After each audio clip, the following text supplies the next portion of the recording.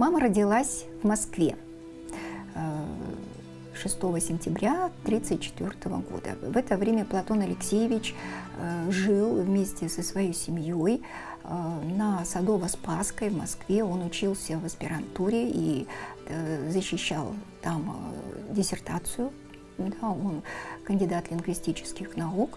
И они жили всей семьей в Москве. Это вот старшая сестра, тетя Муся, как мы ее все называем, да, это Мария Алексеевна Николаева, она дочка Акулины Николаевны от первого брака. Бабушку выдали замуж в 16 лет, вот, и она родила дочку, но потом уже, когда произошла революция, она стала активисткой женского движения, да, и приехала в Якутск, и там они познакомились с Платоном Алексеевичем. И есть такая как бы семейная легенда, ну, мама рассказывала об этом, да, что наша бабушка, она сперва познакомила своего мужа, первого мужа, да, с хорошей женщиной, то есть устроила его судьбу, и вот после этого только они с Платоном Алексеевичем стали жить вместе. Мария Алексеевна, она носила имя Мария Аюнская. Бабушка родила в Москве среднюю дочь, Саргалану Платоновну. Ну, Саргалана Платоновна вообще уникальный человек, она очень светлой души, добрая. Мама тоже родилась в Москве. Дедушка был все-таки, как входил в номенклатуру, поэтому у них была домработница, у них была няня. То место, где они жили, да, там было очень интересное место, там были дети известных революционеров, и вот тетя Муся уже старшая, поскольку она это помнит, да, она была такой заводилой, как мальчишка, да, сорвиголовой, они там вот носились, там есть фотографии, где там человек 10, наверное, да, маленьких сорванцов, с которыми вот она росла. И потом уже был еще такой интересный случай, кстати. Мама приняла участие в съемках фильма «Аэроград». Ну, она сама, конечно, ничего не помнит, да, но она была в коляске, и когда снимали на соседней улице этот фильм, стали искать детей, и им нужны были дети, ну, вот, азиатской внешности, да, и вот они увидели тетю Лану, тетю Мусю, и сказали, вот, няня с ребенком тоже в кадр. И, в общем, вот эта мама там на руках вот у этой главной героини, она участвовала даже в съемках фильма в детстве. Самолеты над туманами плывут, на крылах у них советская звезда. Там друзья мои, товарищи живут, небывалые восходят города, небывалые города. Прощай, мама, ровно через 5 минут самолет взлетит, умчит меня туда, где друзья мои, товарищи живут, небывалые подводят города, небывалые города.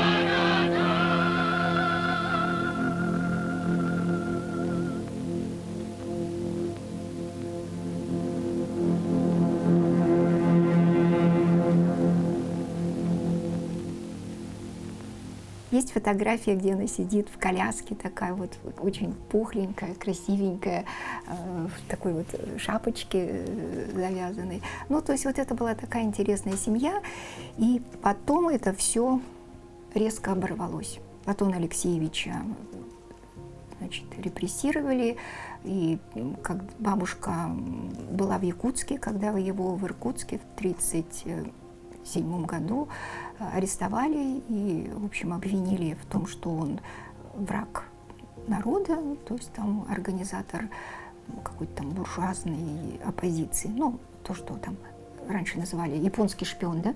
Ага. Вот. И, конечно, это было ложное обвинение, и, конечно, жизнь семьи вся изменилась, потому что они, когда уже приехали в Якутск, они жили на территории литературного музея. Там вот этот домик до сих пор сохранился, так, и это был одноэтажный деревянный дом, который выходил на улицу Октябрьская. И очень много воспоминаний у мамы есть как раз вот об этом периоде. В книгах она писала, да, что там тоже было очень много писателей, очень много друзей, жили родственники постоянно, да, которым негде было жить. То есть Платон Алексеевич всегда помогал.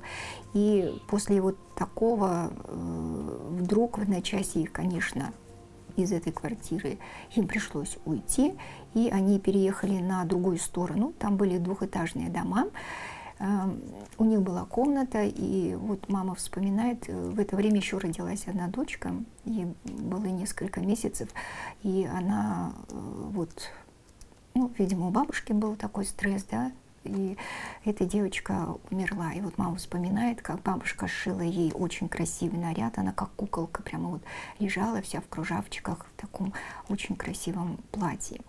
Ну вот, и ну, сами понимаете, что в такое время может быть с молодой женщиной, у которой на руках осталось 3 детей, и вот в одночасье жизнь вся как бы рухнула. У бабушки обострилась болезнь, да, она как бы заболела, у нее туберкулез был, поэтому она попала в больницу. Мама и тетя Лана, они были совсем маленькие, им было, в общем, они крохи были. Тетя Муся была постарше, и их отдали в приемник-распределитель. Он сейчас находится на улице Ярославского, это музей политической ссылки.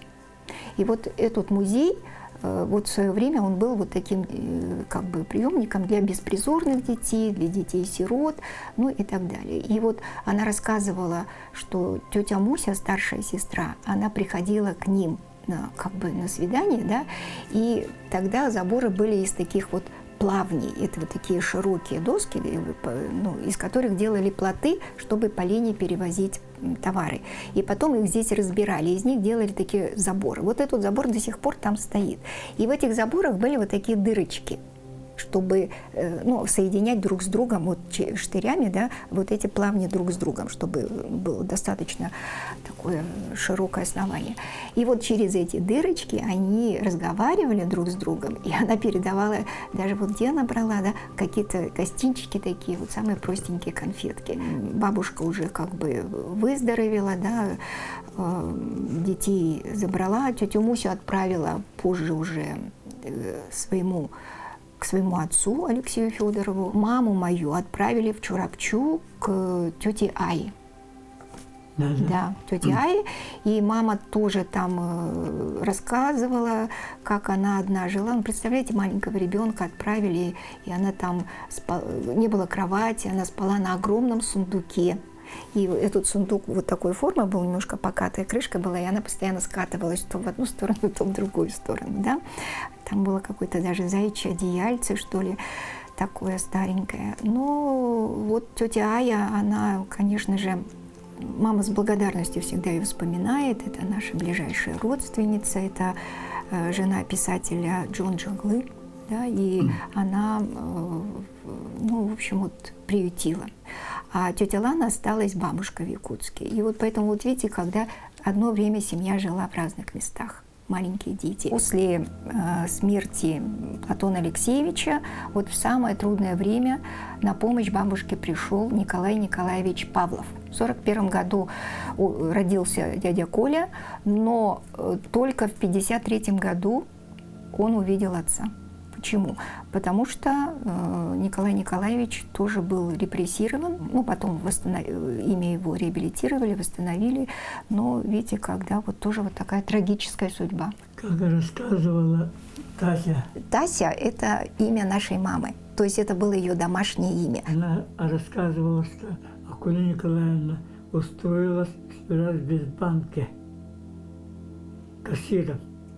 Но потом в санатории, в диспансере она работала санитаркой, а потом узнали, что это она образованная. На работе в факультете она научилась прекрасно знала, кажется, русский язык. И вот в санатории взяли медсестрой, и она там проработала до 1955 года, потому что мой отец Павлов, слышит, переехал Ханявский наследник учителя. Это история таков, оказывается. Вот Илья Винокуров тогда был секретарем обкома. И он лично подписал, что ревитировали учителя Николая Николаевича. И поэтому он все работал 1 год, работал инспектором. Потом попросил, чтобы его какой-нибудь наследник отправили. В этом наследии он учил русский язык. И мы в Ханявске жили 59 года до, когда открыли школу-интернат Чурапче. Это сейчас имени Дмитрия Петровича Коркина. В это время он был уже пенсионером. Ему присвоили звание «Заслуженный учитель ЯССР» в связи с юбилеем. 65 лет юбилеем. Да, Николай Николаевич, он с бабушкой Акулиной Николаевной жили дружно. История нашей семьи. Дядя Коля был на свадьбе у мамы в Чурапче, да? Да, потому что Платон в 61-м родился, да, у них была свадьба. Ну, они были одноклассниками, но во время школьной учебы они как бы не общались. Папа, когда поступил в институт, а вы знаете что? Он закончил сперва в Хатылы учился, потом в Чурапчинской школе. Ребенок из деревни поехал один в Москву поступать в институт сельского хозяйства. Когда сдавал экзамены, профессор, который принимал у него экзамен по математике, сказал: «О, скажите большое спасибо вашему учителю, который учил вас математике, потому что вы действительно хорошо знаете математику». То есть вот так. И он закончил свой институт, потом еще у него была аспирантура 2 года, то есть, ну, по сути дела, он 7 лет жил как бы в Москве. Во время учебы в институте папа был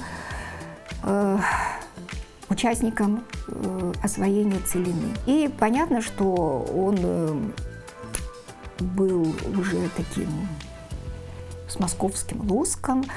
Есть фотографии, где он сидит в шляпе. Кстати, вот шляпа ему помогла уши вот так вот немножко, да, прижать. И вот он такой приезжает, и вот здесь вот у них как бы начинаются отношения, да. Все завертелось очень быстро. Вот, и вот так родилась семья Соловьевых-Аюнских. Вот. Свадьба была в дедушкиной усадьбе, да, Петра Сергеевича. На следующий год уже брат родился, еще через год я родилась. И мы переехали на улицу Октябрьская в Якутске, и мы с братом там родились. Это был большой дом, он до сих пор стоит напротив библиотеки. На 4-м этаже у нас была 3-комнатная квартира. Много интеллигенции было. Жили Осипов Афанасий Николаевич. Афанасий Николаевич с семьей. Ну, там очень много известных людей жило. Да, у нас тоже во дворе очень интересная компания была детей. В одной комнате жила тетя Муся. Значит, у них было тогда 2 детей. Да, Дима, двоюродный брат, и Татьяна, она уже родилась. И в другой комнате жили мы все вместе, папа, мама, брат и я. И, конечно, бабушка и дедушка Николая Николаевича, они жили в 3-й комнате. Да, то есть это была не коммунальная квартира, а это шутка.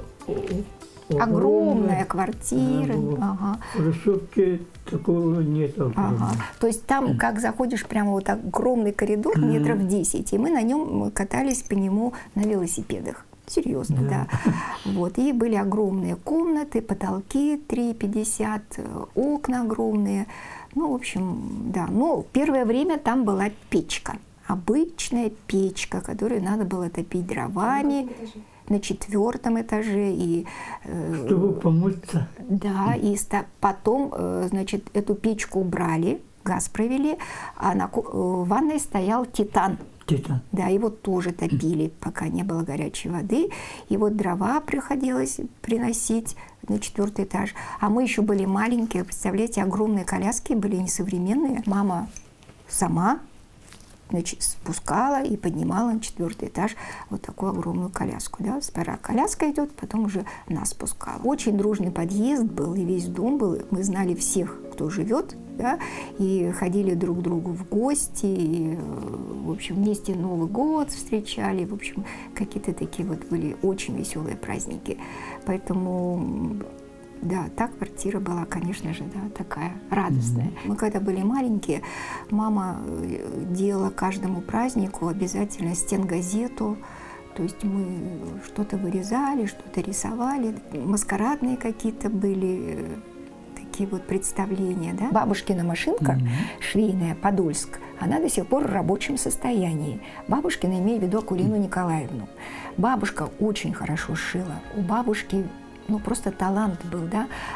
До сих пор сохранились вот эти скатерти, вышитые мережкой, вот иголкой. То есть, когда там дырочки прорезаются, и все это вот столбики все обвязываются нитками. Бабушка шила прекрасные платья. Тетя Муся, тетя Лана и мама, они всегда были одеты по последней моде. Потому что бабушка была прекрасной швеей. Она шила им платья модные, красивые, там по фигуре. И девочки всегда были очень чистенькие, опрятненькие. И вот вкус все-таки Акулина Николаевна привела. И сохранился галстук, который бабушка сама сделала, бисерный. Он сейчас в литературном музее на выставке лежит. Такой, который она сама носила, да, я думаю, что этот галстук, наверное, еще Платон Алексеевич помнит.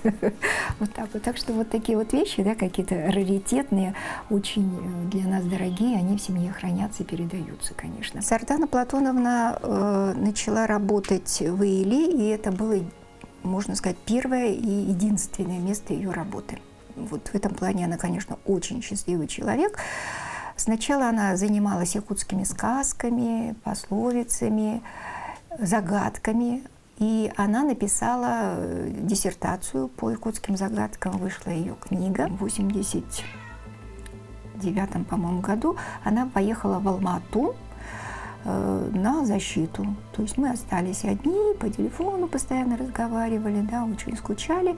Вот, и мама защитила вот, диссертацию. А в дальнейшем уже она начала заниматься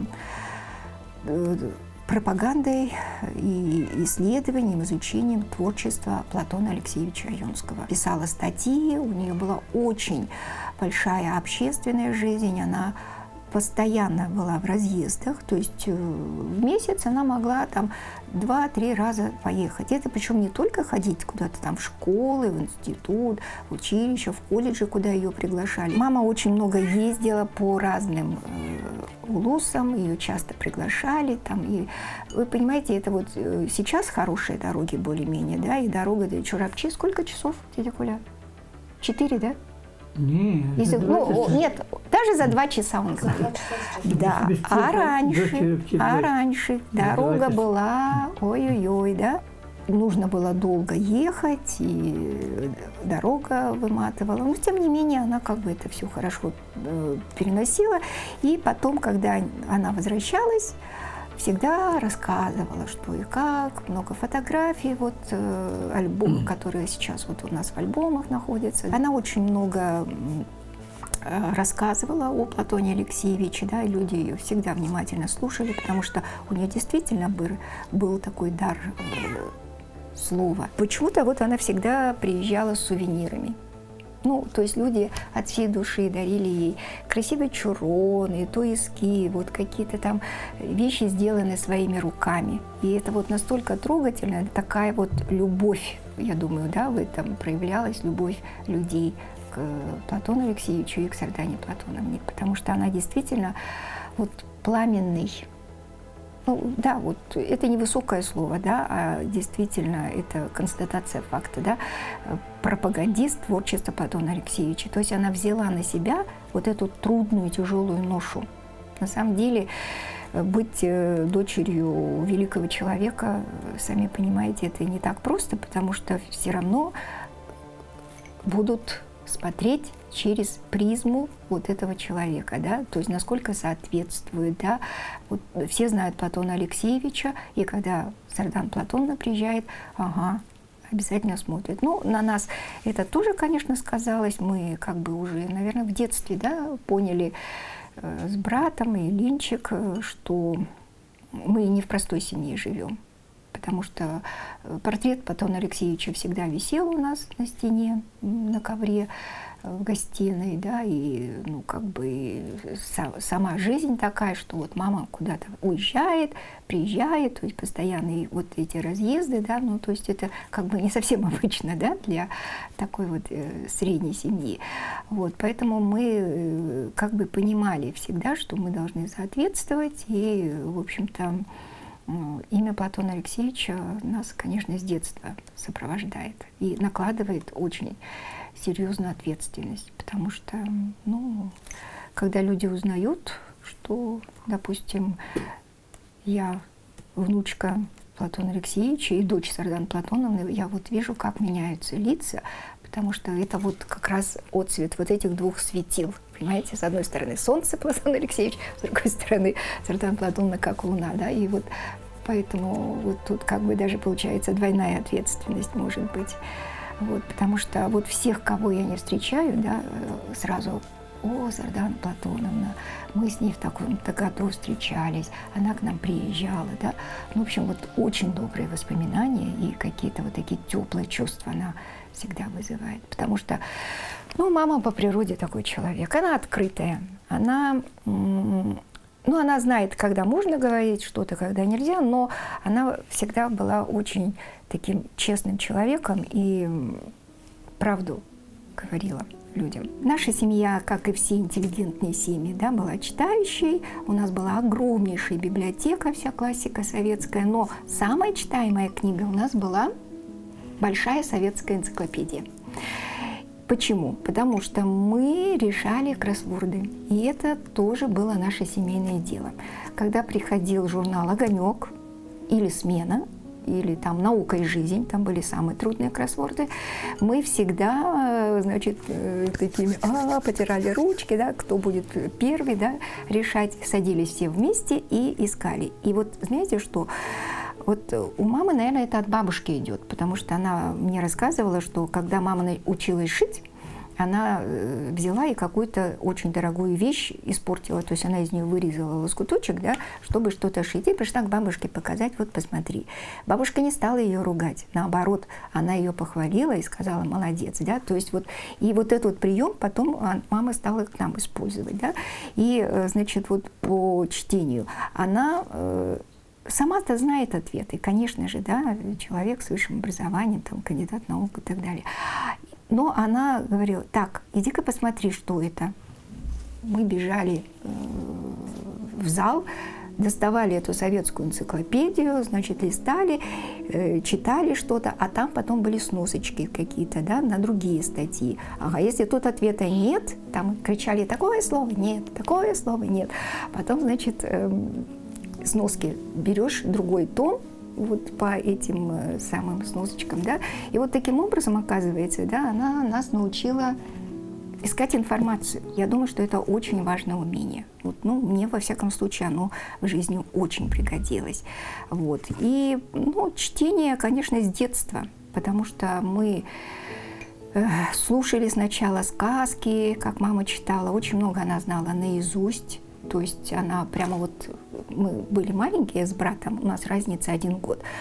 И Платон с одной стороны, я с другой стороны, мы лежим, и мама рассказывала. Вот я, говорит, читаю сказку, да, рассказываю, потом я к нему, он меня спрашивает, я поворачиваюсь и слышу, с другой стороны начинается, то есть мы как бы начинали друг друга ревновать, да. Вот, и вот Корней Иванович Чуковский, Маршак, ну, в общем, вот вся такая классическая литература, как у всех советских детей, в общем-то, это было. Нам выписывали журналы, там Мурзилка, веселые картинки, да. Самый любимый журнал у нас был «Юный натуралист», потому что, ну, мама видит, что мы любим природу. Кстати, у нас всегда были животные дома. Это тоже такой факт, который много говорит о человеке, да.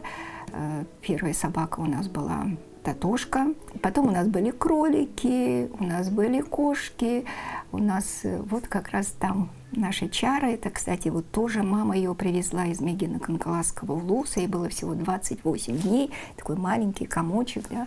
Вот. И вот животные всегда были у нас, и собаки, и мы поэтому как бы вот жили в такой вот, ну, можно сказать, в таком окружении, да, то есть не было таких ограничений, что вот тебе это нельзя, то нельзя, этого нельзя. Мы с братом погодки, и через 10 лет родилась младшая сестра Лина. И мы очень долго маму просили, давай нам братика или сестренку, вот, и Лина появилась. Но Линчик — это очень интересный человек, очень творческий. Она сейчас живет в Москве вместе со своей семьей, у нее 3 детей, муж у нее адвокат. В общем, ну, такая вот очень хорошая жизнь. С годами понимаю, что все больше и больше становлюсь похожа на маму. Какие-то ее движения, слова, мимика вот во мне проскальзывают. В такие моменты я прямо очень радуюсь тому, что становлюсь похожа на маму. Мой муж Семен на заре нашей совместной жизни маме сделал такой комплимент. Он сказал: я буду очень рад, когда, если Лина со временем, с возрастом станет похожа на вас. Своим детям, конечно, про маму рассказываю, но больше я думаю, что они что-то почерпывают через вот то, что во мне мама проявляется, через какие-то слова, эмоции, да, вот какие-то действия, поступки мамины. Вот. И мы же копируем своих родителей, вольно или невольно. И вот я понимаю, что я скопировала мамин жизненный сценарий. И я очень этому рада, потому что и мама достойна образец и сценарий, у нее такой получился очень хороший, жизненный, да. То есть они с папой прожили до конца вместе в одном браке. Сохранили любовь и уважение друг к другу. У них были очень трогательные отношения. Вот, и я вот вам всем желаю тоже сохранять семейные традиции, создавать и передавать счастливые семейные сценарии своим детям, будущим поколениям.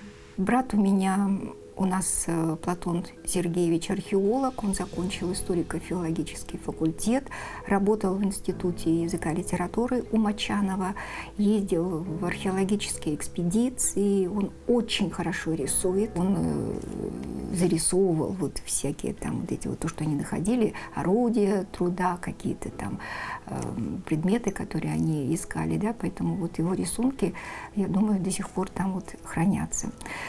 Вот. У Платона Сергеевича дочка Сардана, она юрист и внучка. Я помогаю племянникам, как могу, да, я работаю в университете, и, в общем-то, я, наверное, нашла свое место вот в работе со студентами. Я работала с иностранными студентами, ну и продолжаю работать. Это очень интересная работа, благодарная работа, потому что сразу видно результат. Вот приехал в сентябре человек, который ни одной буквы по-русски не знает, ни одного слова. А в январе он уже слушает лекции на русском языке. В этом плане у меня работа очень творческая и очень такая вот интересная во всех смыслах. Наша мама, она была женщина разносторонняя. Она очень любила своими руками мастерить. Вот папа у нас ничего не делал, в доме гвоздь прибить не мог. Это все делала мама. И гвоздь прибить, и дрелью там дырочку сделать, и где-то что-то поправить, да. Она и построгать могла, и, значит, вот тут у нас есть стол семейный, да, который вот мы с мамой покупали в магазине, я вот помню это из моего детства, мы его везли на санках, этот магазин был там на улице Амосова, вот сейчас она, да, там был спортивный магазин, и почему-то мы там купили вот этот стол.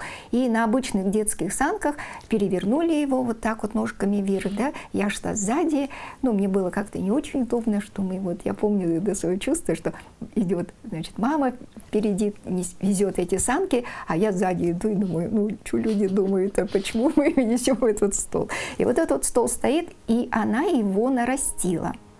То есть она по бокам прибила вот такие рейки, и он стал нормального размера. То есть и этот стол вот с тех пор, ну, мне было сколько лет, 5, наверное, 6, да, вот он вот до сих пор в нашей семье, он помнит все, как говорится, да, и его назначение тоже разнообразно, его как стремянку использовали, когда обои клеили, когда, ну вот весь ремонт, вот все, что можно делать руками, мама делала сама. Вот это вот одна из таких интересных граней, да, ее таланта, да, что вот она могла это сделать. Вот. Ну и, конечно же, у мамы было очень хорошее чувство вкуса, стиля. Дома у нас всегда было красиво, стильно. Еще у нас одно время был такой, ну как сказать, прикол, что ли, да. Мы очень любили с мамой переставлять мебель. Вот мы вдвоем. Больше никто в семье этим не занимался. И это делалось, когда папа, а папа у нас Сергей Петрович Соловьев, он сельхозник, кандидат технических наук. Он уезжал в командировки достаточно часто или на охоту. Ну, охотник, да, у нас всегда было мясо, у нас на балконе всегда утки, зайцы, сахатина, там, в общем, мяса было много. И мы с мамой так сидели, думали, так, давай-ка мы переставим эту стенку с одной стороны на другую. Ну и, конечно, папа, когда приезжал, он очень удивлялся и даже сердился. Он любил стабильность, он говорил всегда, лучший враг хорошего. Вот это был его принцип по жизни, да, что вот все-таки, что вы делаете-то, да, вот я как будто приезжаю в другую квартиру, да, но тем не менее вот у нас было такое, поэтому вот этот какой-то такой, это творческий зуд на самом деле, да, такое, знаете, это, наверное, урок маме, да, это не, если у тебя есть желание, да, то мы не думаем долго, мы просто берем и делаем. Она с детства все готовила. В воспоминаниях есть, да, вот эта книга. Когда она приехала в Чурапчу, тетя Ая не готовила, говорит. Все я готовила. Да, мама готовила необыкновенно. Она могла вот буквально за там 30 минут приготовить обед на 30 человек. На 30 человек? Да. Да. Папа иногда звонил, говорит, так, у нас сегодня гости. Тут же. И причем она готовила несколько блюд одновременно. То есть не так, что вот я и только этим занимаюсь, этим, да. Тут у нее стоит там картошка варится, тут у нее мясо тушится, тут у нее там еще салатик она, значит, рубит. Ну, мы, конечно, помогали там, да, в меру своих вот сил. На даче, да, когда юбилей был, там примерно 60-70 гостей было. И все без помощницы она сама все делала. Да. Все одна. У нее были фирменные блюда. Зайчатина. Она делала ее со свининой, то есть вот с кусочками сала. И тогда заяц пропитывался, он же сухой все-таки, да, немножко жестковатое мясо, да. Делала она это в такой утятнице, латка чугунной. И мясо получалось такое, что вот просто вот все, кто его пробовал, они до сих пор вспоминают. Вот ни в одном ресторане такого блюда не подадут никогда. Это как, ну, то, что душу вкладывали. Ну, это правда, да. Когда человек с доброй аурой готовит, то всегда все вкусно. Поэтому вот все, кто маму знает, да, и вспоминают, как вот она готовила, какие вкусные у нее были блюда. На Сергеляхе у нас был огород. Мы начинали сажать с мамой морковку, вот она показывала. Потом мы ходили на котлован, набирали там воду, ну, она полные ведра, мы там брали маленькие ведерки, с ней ходили и поливали наш огородик. Потом папа построил уже теплицу, огурцы там выращивал, но этим занимался папа. Но поскольку он сельхозник, у него были вот такие огурцы, и мы их как дрова вот так вот набирали, штук 10 утром. Потом эту дачу они оставили брату, папе дали участок в Немигюнцах. Там были пахотные земли, очень хорошая плодородная земля, очень красивое место над озером Титтях. И улица у нас Титтяхская называется, да, там огромный дом поставили 9 на 9. Мы выращивали морковку, капусту, и все росло в промышленных масштабах. Если капуста, то это штук 50. И вот этот урожай, да, этот весь урожай мама осенью раздавала. И, в общем, дача была, конечно, замечательная. И вот мама такая огородница, мы там и деревья посадили, и смородину тоже, да. В общем, эта дача вот последняя, как сказать, ее вдохновение. Потому что уже когда папа у нас в 2001 году ушел, для всех нас это была большая трагедия, да, после тяжелой болезни. Мама нашла в себе силы.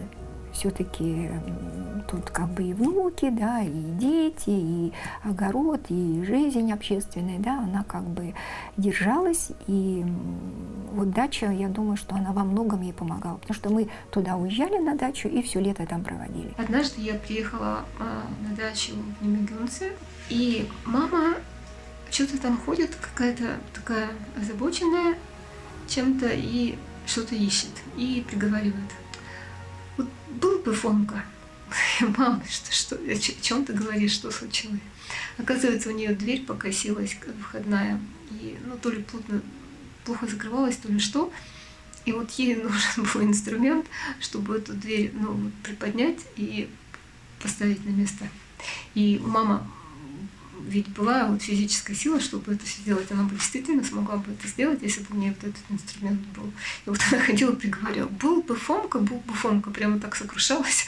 И мы смеялись потом с сестрой, что вот был бы Фомка. Я, кстати, это выражение сейчас и часто использую в каких-то таких случаях: был бы Фомка. Да, еще же была тетя Катя. В университете она познакомилась со своей лучшей подругой, тетей Катей, Екатериной Прокопьевной Третьяковой. Она из Среднеколымска. Я приехала, маленькая такая девочка, скромная, сирота. Я ходила все время в одном и том же платье. И тут подходит ко мне Тася и говорит: что, давай дружить. И вот так вот у них эта дружба вот через всю жизнь прошла. Тетя Катя очень интересный человек, она учительница, она заслуженная учительница Российской Федерации, отличник так, образования РФ. И она возила своих детей из Среднеколымска по литературным местам России, там Лермонтовские, Есенинские и так далее.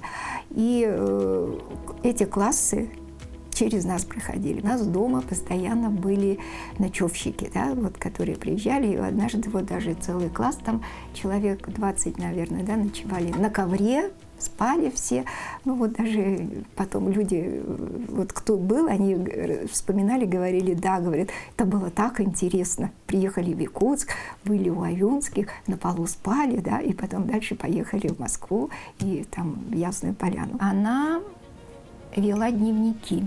То есть у нее есть записи там прямо по дням, каждый год, все расписано, то есть вся история семьи в этих записях есть. Они, конечно, лежат сейчас пока еще, они ждут своего прочтения и, может быть, даже опубликования, потому что все-таки это настолько личное. Но я думаю, что вот история семьи, вот она там полностью зафиксирована.